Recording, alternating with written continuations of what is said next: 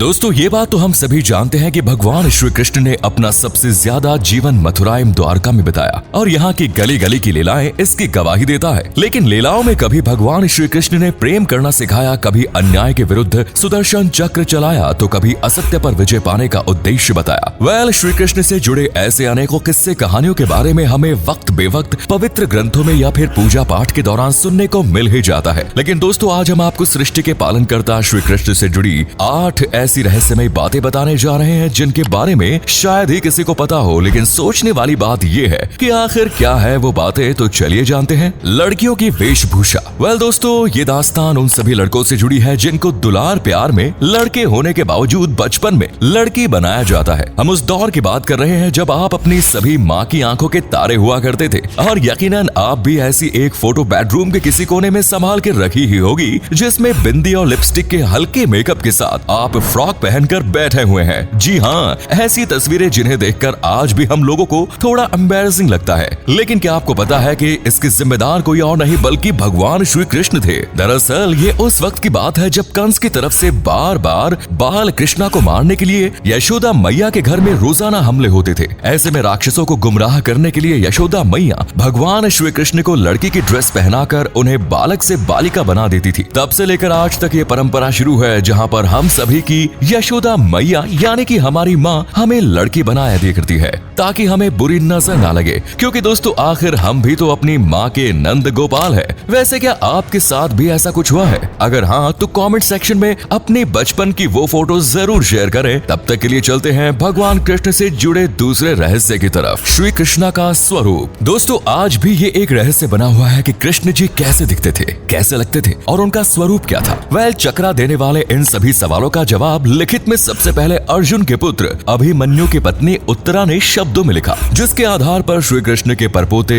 वज्रनाभि ने भी श्री कृष्ण भगवान की पहली छवि संसार के सामने बनाकर रखी। और दोस्तों कमाल की बात यह है कि आज तक दुनिया भर में आप जो कुछ श्री कृष्ण के बारे में पढ़ते हैं वो उत्तरा के हाथों ही लिखा गया और उनकी जितनी तस्वीरें देखते हैं वो सभी वज्रनाभि के द्वारा ही बनाई गई है। कृष्ण की लीला। दोस्तों भगवान कृष्ण के एक से बढ़कर एक भक्त थे। उन्हीं में से एक भक्त थे जयदेव, जिन्होंने भगवान कृष्ण की लीलाओं का वर्णन अपनी लेखनी गीत गोविंद में बड़े शानदार तरीके से किया।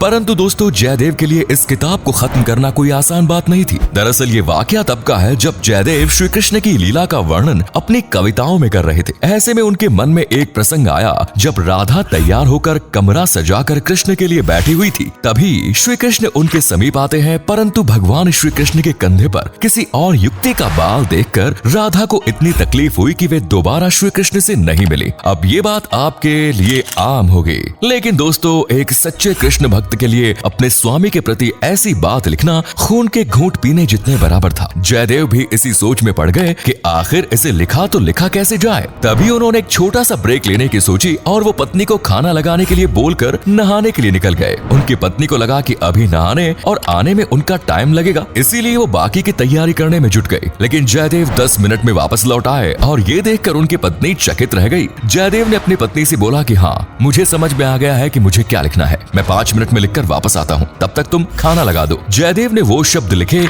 और फटाफट खाना खत्म किया। जयदेव के खाना खाने के बाद उनकी पत्नी ने रोजाना की तरह उन्हीं की थाली में उनका झूठन खाया। इसी दौरान जयदेव अचानक उठे और अपनी पत्नी से बोले मैं फिर से नहा कर आता हूँ। इसके 5 मिनट बाद वो दोबारा नहाकर बाहर निकले और पत्नी से कहा कि मुझे बहुत तेज भूख लगी है, मुझे खाना लगा दो। पति की ऐसी हरकत देखकर उनकी पत्नी आश्चर्यचकित रह गई। थोड़ी देर बाद जब उनकी पत्नी ने वो सारा वाकया जयदेव को बताया तो फिर उन्हें समझ में आया कि जब वो नहाने गए हुए थे तो उनके पीछे भगवान श्री कृष्ण आए थे, जिन्होंने जिन शब्दों को वो हाथों से नहीं लिखना चाहते थे उसे भगवान श्री कृष्ण ने अपने हाथों से लिख दिया और कविता में ढाल दिया और अपने भक्त की पत्नी का निरादर किया बगैर भोजन भी किया। इस घटना से जयदेव को ये समझ में आया कि मेरे आराध्य जिनका मैं इतना बड़ा भक्त हूँ, जिनके दर्शन के लिए मैं क्या पूरा संसार तरसता है, उन्हें केवल ना सिर्फ मेरी पत्नी ने देखा बल्कि उनका झूठन भी खाया। आखिर इससे बड़ा सौभाग्य क्या हो सकता है। दोस्तों माना जाता है तब से जयदेव ने अपने पूरे जीवन में अपनी पत्नी की थाली में उनके बचे हुए झूठन को खाकर अपना पेट भरा, साथ ही उनके चरण स्पर्श भी किए।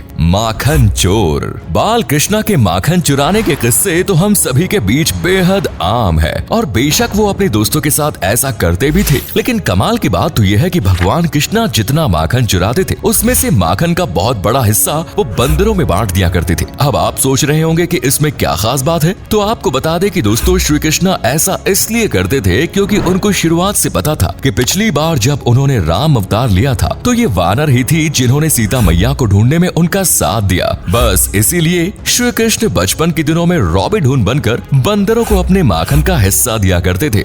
गुरु दक्षिणा में द्रोणाचार्य को अंगूठा दान कर देने वाले एकलव्य के बारे में हर कोई जानता है, लेकिन दोस्तों भगवान श्री कृष्ण ने अपने गुरु ऋषि संदीपनी को जो दक्षिणा दी वो वाकई चौंका देने वाली थी। असल में उज्जैन में ऋषि संदीपनी का आश्रम हुआ करता था, जहाँ पर श्री कृष्ण और उनके भाई बलदाऊ विद्या ग्रहण करते थे। आपको बता दें कि ये वही जगह है जहाँ पर श्री कृष्ण की मुलाकात सुदामा से पहली बार हुई थी। पाठ्यक्रम खत्म होने के बाद जब श्री कृष्ण ने ऋषि संदीपनी से गुरु दक्षिणा मांगने की प्रार्थना की तो उन्होंने इसके लिए साफ मना कर दिया, परंतु श्री कृष्ण के बार बार कहने पर गुरु संदीपनी ने उनसे कहा कि अगर देना ही चाहते हो तो मेरा बेटा वापस लाकर दे दो, जिसे अनजाने में समुद्र ने निगल लिया है। इसके बाद श्री कृष्ण जाकर समुद्र को ललकारे तो उन्हें पता चला कि समुद्र की गहराई में शंखासुरु नाम का एक भयानक राक्षस रहता है जो लोगों को समुद्र में मारकर उन्हें अपनी सेना में भर्ती करता है। तब श्री कृष्ण ने समुद्र की गहराई में जाकर शंखासुरु का वध करके ऋषि संदीपनी को गुरु दक्षिणा में उनका पुत्र दिया, शेषनाग अवतार। त्रेता युग में जहाँ शेषनाग का अवतार लक्ष्मण थे, वहीं द्वापर युग में श्री कृष्ण के बड़े भाई बलराम को शेषनाग का अवतार माना गया। लेकिन क्या आपने कभी सोचा है राम अवतार में हरि के छोटे भाई लक्ष्मण के रूप में जन्म लेने के बाद कृष्ण अवतार में वो उनके बड़े भाई क्यों बने?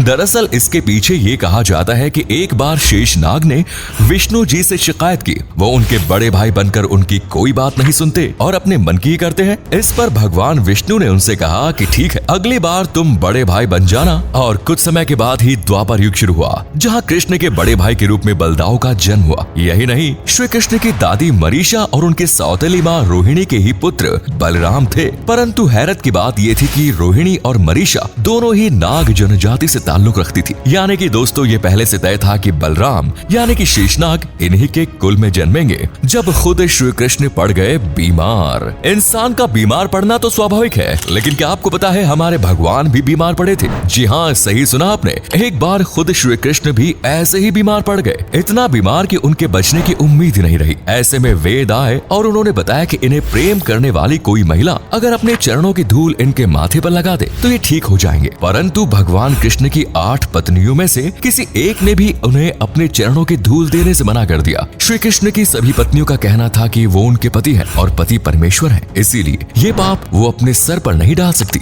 ऐसे में श्री कृष्ण की सभी गोपियों ने अपने चरणों की धूल उनको दे दी। ये देखकर जब वैद ने उनसे कहा कि ऐसा करने से आप नरक भी जा सकती हैं, तो सभी गोपियां बोली कि वो कृष्ण से इतना प्रेम करती हैं कि उनके लिए वो नरक भी जा सकती है। वाकई दोस्तों, इसे कहते हैं असली प्रेम। अब अंत में बात करते हैं रणछोड़ के बारे में।